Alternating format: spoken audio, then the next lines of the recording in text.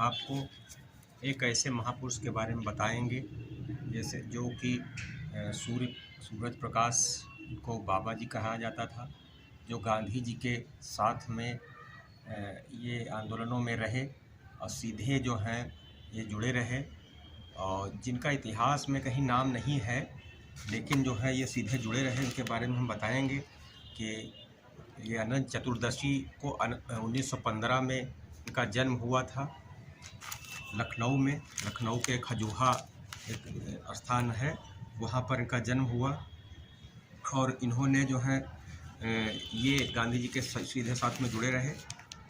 और ये कांग्रेस उस समय संयुक्त प्रांत की उत्तर प्रदेश में कांग्रेस कार्यालय था, उसमें कार्यालय में जो है ये रहे। और इन्होंने पहली बार महात्मा गांधी जी को जब देखा तो जब ये 17-18 साल के थे तो वो पहली बार अमीनाबाद में आए, एक पार्क में एक सभा में, उसमें उन्होंने देखा और तब से उनको इतना प्रभावित हुए कि पूरा जीवन उन्होंने गांधी जी के साथ में लगा दिया। और वो कांग्रेस कार्यालय में उन्होंने काम किया, और जहाँ पर अक्सर जो है 1937 में कार्यकारिणी कांग्रेस की बैठक थी, उसमें महीने 2 महीने में होती थी। उस बैठकों में पंडित नेहरू, पंडित गोविंद बल्लभ पंत, श्री संपूर्णानंद जी, श्री लाल बहादुर शास्त्री जी, आचार्य नरेंद्र देव, राजर्षि पुरुषोत्तम दास टंडन जी, केशव देव मालवीय जी, ऐसे लोग उसमें शामिल होते थे। लाल बहादुर शास्त्री जी से इनका व्यक्तिगत संबंध था, वो हमेशा उनसे पूछते रहते थे।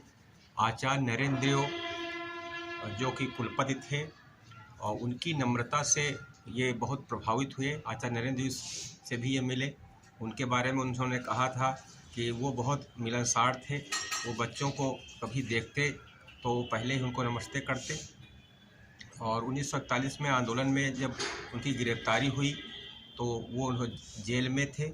उस समय ये सूरज प्रकाश उनसे मिलने के लिए गए और उनके साथ तो उन्होंने कहा था आचार्य नरेंद्र जी ने कि आपके साथ हमें काम करने का बहुत कम समय मिला। तो इस प्रकार उन्होंने जो है उनके साथ कुछ समय बिताया।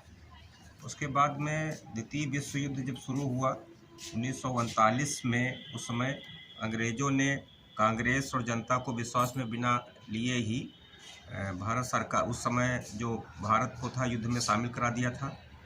गांधी जी के नेतृत्व में व्यक्तिगत सत्याग्रह शुरू हो गया था। सबसे पहले गांधी जी श्री विनोबा भावे को सत्याग्रह करने को चुना, उनके साथ में पंडित नेहरू, और धीरे धीरे सभी कांग्रेसी जेल में बंद हुए। उत्तर प्रदेश कांग्रेस कार्यालय को लोग गिरफ्तार होने लगे। कार्यालय का पूरा भार जो है सूरज प्रकाश बाबा जी के ऊपर आ गया। और उसके बाद में वो सत्याग्रहियों की सूची लेकर के वर्धा गांधी जी से मिलने के लिए गए। वर्धा में उस समय वहाँ जाकर के उनकी कुटिया में पहुँचे और गांधी जी को प्रणाम किया। और उस समय उन्होंने, गांधी जी ने कहा कि शाम का खाना आप हमारे साथ ही खाएंगे। और उनके साथ में भोजन करने के पहले साथ में उनके साथ में सेवाग्राम देखने गए, साथ में ज़मीन पर बैठकर सब लोग भोजन किए।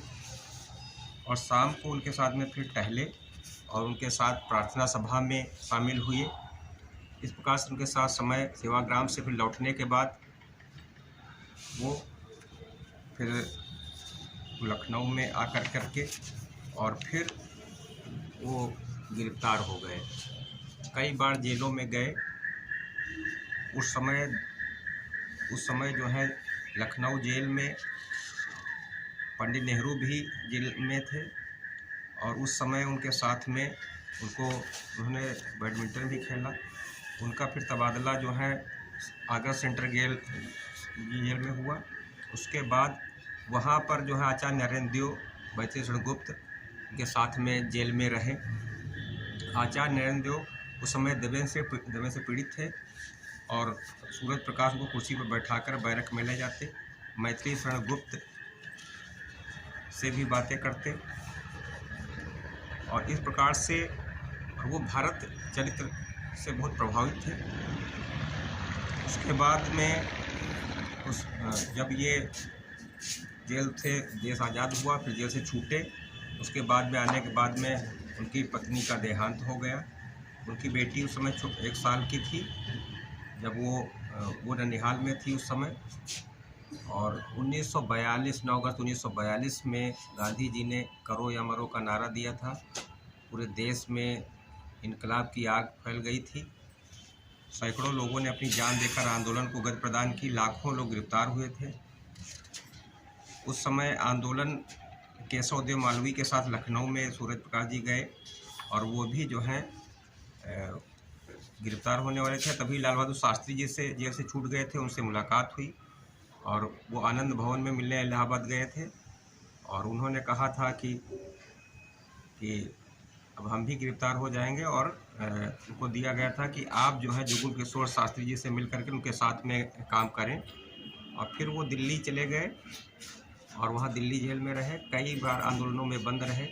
इस प्रकार से उनके पर करीब 1.5 साल तक जेल में रहे और आंदोलन जारी रहा और फिर धीरे धीरे आंदोलन समाप्त हुआ। 1944 में सारे नेता जो हैं जेल से छूटे और सबसे उन्होंने मिले और फिर उन्होंने सोचा कि आंदोलन के बाद में अब हम क्या करेंगे, क्या हमारा कार्य रहेगा। तो बाबू त्रिलोकी सिंह जो थे उस समय लखनऊ में, तो उन्होंने अपने हायर सेकेंडरी स्कूल में उनको प्रिंसिपल रख दिया और वहीं वो मान्यता प्राप्त हो गया। और वो स्कूल लालबाग में था, लखनऊ इंटर कॉलेज, जिसमें वो प्रिंसिपल रहे। और वहाँ से रहने के बाद में फिर गांधी जी ने कहा था कि पढ़े लिखों को गांव की ओर जाकर सेवा करनी चाहिए। तो फिर सूरज प्रकाश बाबा जी भरावन क्षेत्र में गए और वहाँ जाकर के उन्होंने एक विद्यालय चलाया। उसके बाद फिर कई विद्यालयों को लगातार करते गए और कई विद्यालय की शाखाएं खुली और सभी विद्यालयों में उन्होंने कभी भी कोई पद वैतनिक नहीं लिया, सभी विद्यालयों को संभालते रहे। लेकिन उन विद्यालयों में भारत गांधी जी के बताए हुए रास्ते पर चलते रहे, शिक्षा कार्य किया। पूरे भरावन क्षेत्र में शिक्षा की ज्योत जलाई और वहाँ जा कर के और कभी भी कोई पद नहीं लिया जिसमें लाभ नहीं लिया और भारत की तरफ से गांधी जी के कार्यों को आगे बढ़ाते रहे। और हमेशा जो है उनका पूरा फिर 2009 में 3 दिसंबर 2009 में उनका देहावसान हुआ और वो हमारे बहुत प्रिय गुरुजी थे और उन्होंने हमेशा हमें प्रेरणा दिया। और हम देखते थे कि उनमें गांधी जी की सादगी का, गांधी जी को सच्चे रूप में देखते थे कि गांधी जी के साथ में रहे हैं।